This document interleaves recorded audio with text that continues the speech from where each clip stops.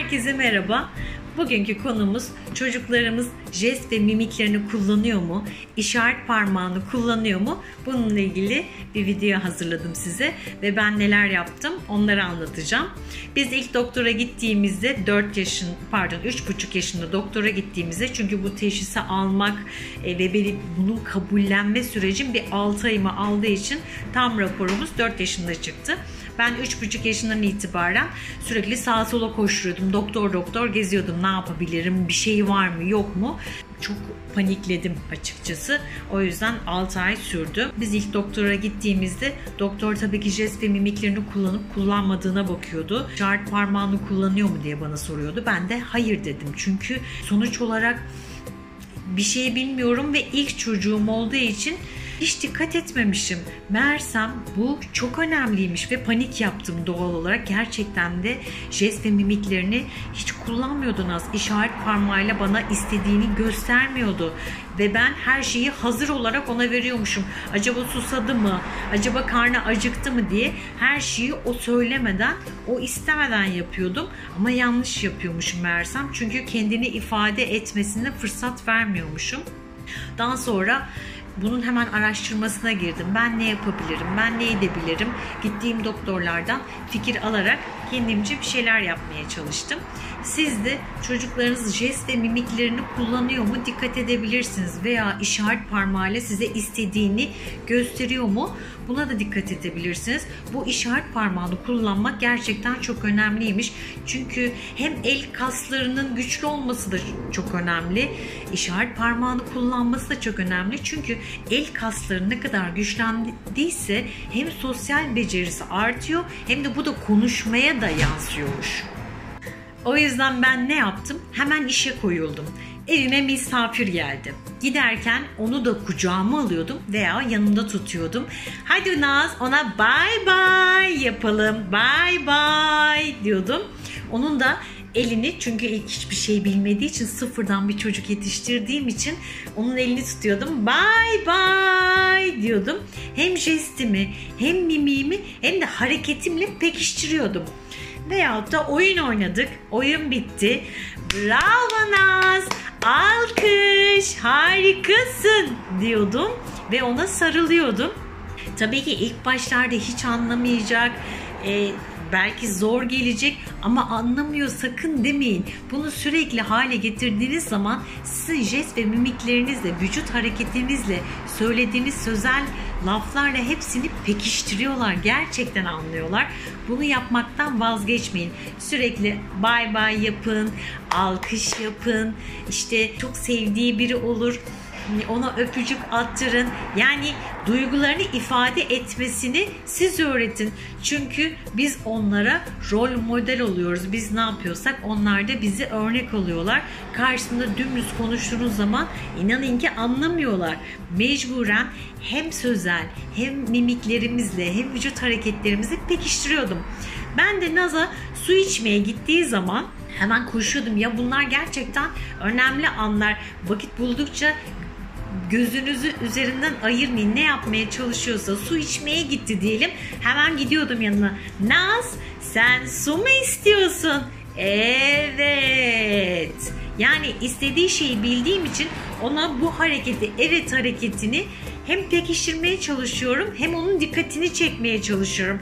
Ve özellikle su bardağını gözüme, yüzüme yakın yerde tutuyordum ki benimle hem temas kursun hem beni anlasın diye. Hep böyle. Yani sadece bu su için değil. Atıyorum mesela meyve vereceğim ona. Elma mı istersin yoksa muz mu istersin diye ona tercih sunuyordum. O da bana istediğini uzanıyordu. Evet, elma istedin sen. Al bakalım deyip onunla yani melodik bir şekilde, dikkatini çekecek şekilde hep bu şekilde konuştum. Bunlar gerçekten çok önemliymiş. Siz de sürekli her şeyi pekiştirin. Hem fiziksel olarak hem sözsel hem de jest ve mimiklerinizle pekiştirin. Bunu her şeyde yapabilirsiniz. Karnın mı acıktı senin? Evet diyerek evet hayırı da bu şekilde öğretiyordum. Çünkü bu da sosyal bir beceri, kendini ifade etmesini istiyordum ben. Tabii ki her zaman evde değil. dışarı çıktığımızda da aynı şekilde devam ediyordum. Naz, bak, uçak. Gördün mü? Tabii ki o bana hiç bakmıyor, yüzüme de bakmıyor. Ben ne yapıyordum? Onun elini tutuyordum. Bak Naz, uçak. Gördün mü? Hadi el sallayalım. Bye bye. Her şeyi onun elini tutarak yaptırmaya çalışıyordum. Bu şekilde öğrettim jest ve mimiklerini, işaret parmağını kullanmayı, hep onu destekleyerek. Siz de böyle yapabilirsiniz.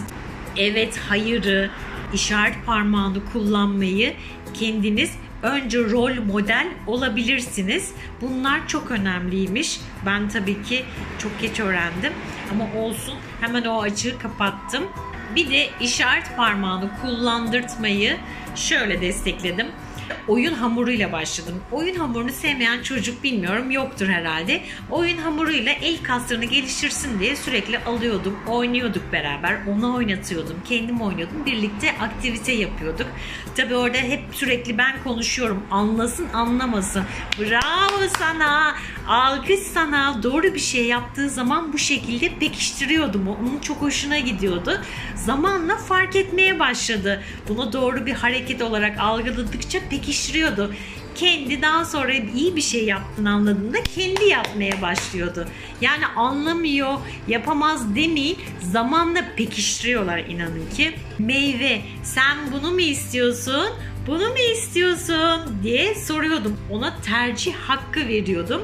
O da hemen uzanıyordu tabii ki işaret parmağını kullanmayı bilmediği için. Ben onun hemen parmağını kullandırıyordum. Bu değil mi? Evet. Al bakalım diyordum. İşaret parmağıyla onu hep göstertmeye çalışıyordum. Çünkü gerçekten Naz hiçbir şey bilmiyordu. Sıfırdı. Sıfır. Hep bu şekilde yapa çok zamanımı aldı. Çok haklısınız. Ama vakit ayırmadan, bir şeyleri göstermeden, rol model olmadan inanın ki olmuyor. Veya basmalı bir şeyler alabilirsiniz. Oyuncaklar var. Onlardan alıp o işaret parmağıyla basmayı öğretebilirsiniz. O zamanlar durumum olmadığı için sürekli oyuncak alamıyordum, geliştiremiyordum. O yüzden de oyun hamuruna parmağımla bastırıyordum. Onun da parmağıyla bastırmasını sağlıyordum. Onun elini tutarak tabii ki. Bu şekilde ona bir ön ayak oluyordum. Veyahut da evin ışığını mı yakacağım? Hemen Naz hadi gel ışığı açalım mı? Çok karanlık. Hadi gel birlikte açalım diyordum. Ve onun işaret parmağını kullandırıp ona açtırıyordum. Hep parmağına ben kullandım aslında ona öğretene kadar. Ama zamanla alışıyor. Veyahut da kitap okuyorum ona. Tabii ki başlarda ilgisini çekmiyor. Ama böyle kitap açıyordum ona. Diyordum ki Naz, kuş nerede? Hadi bulalım. Kuş, evet işte burada. Bu kuş değil mi Naz? Evet. İşte ağaç nerede? Hadi bulalım. Onun parmağını alıyordum. Bak ağaç burada. Hep böyle yaparak işaret parmağını kullanmasını sağladım. Sonra bardak nerede Naz? Su nerede Naz? İşte söylüyordum. İşte bir oyuncağı getirmesini istediğimde bile ona söylüyordum. Naz bak şu oyuncağı, şu topu bana getir diyordum. Bu şekilde ona kendim rol model oluyordum ve sürekli oluyordum. Maalesef ben ona göstermeden o da beni örnek almıyordu. Karşısında dümdüz konuşunca da hiçbir şey anlamıyordu. Sürekli melodik bir şekilde onun ilgisini çekebilecek şekilde konuşuyordum. Bu da ben çok fayda gördüm. Siz de bu şekilde yapabilirsiniz. Bir fikir olsun istedim. Tabii şu an benim kızım buna alıştığı için, büyük olduğu için sonucu görmüş oluyorsunuz. İleride böyle olacaklar inşallah. Naz, elma mı istiyorsun? Domates mi istiyorsun? Elma istiyorum. Elma, al bakalım. Peki Naz, bardaklar nerede bizim mutfağımızda? Burada. Peki dolap nerede bizim mutfağımızda? Burada. Bravo. Elma mı yiyeceksin sen? Hadi soyalım onu, tamam mı? Tamam. Ver. Bye bye.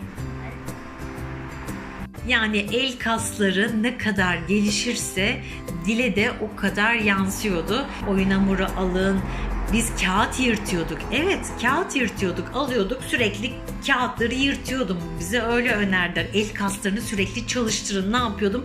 Evde kullanmadığım eski kitaplar, defterler ne varsa, gazete vardı. Yani yırtıyordum böyle. El kasları sürekli çalışsın diye. Onun da hoşuna gidiyordu. İlk zamanlar hep böyle ona göstere göstere sonunda alıştırdım. İnşallah siz de böyle yaparsınız. Gerçekten olur. Olur. Pes etmeyin. Gerçekten olur. Şimdilik bu kadar. Siz de bize destek olursanız çok sevinirim. Yorumlara da yazın. Neler yapıyorsunuz? İlerlemelerinizi de yazın. Hepsini ben okuyunca elimden geldiğince tek tek cevap veriyorum. En azından ailemiz ne kadar büyürse birbirimize o kadar çok destek oluruz. Yapmamı istediğiniz videolarda olursa onları da yazın. O konuyla ilgili de videolar hazırlarız. Şimdilik bu kadar. Görüşmek üzere.